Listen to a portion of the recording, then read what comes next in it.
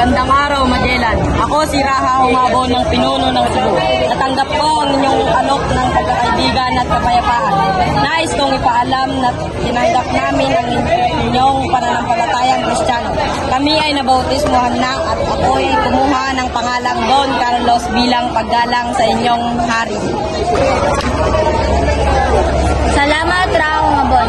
Ang pagkakaibigan ng ating mga bayan ay mahalaga. Inaasahan ko ang matibay na alyansa sa pagitan ng Espanya at Cebu.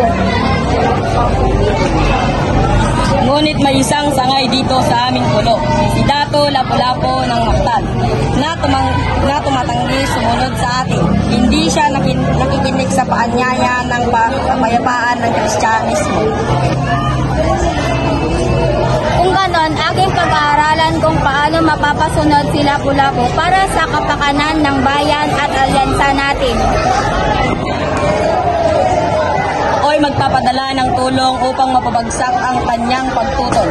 Sana may matagumpay ang inyong misyon at maging laganap na kaganapan ang dito sa aming lupa.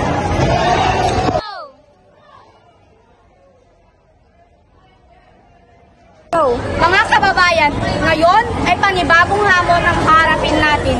Dumarating na ang mga Kastila na nagtatangkang sakupin ang ating lupa. Ngunit patunayan natin ang ating tapang at lakas ng ating dugo.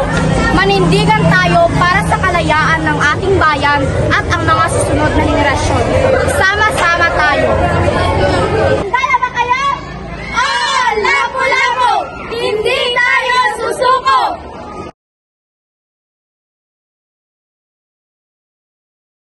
Oh.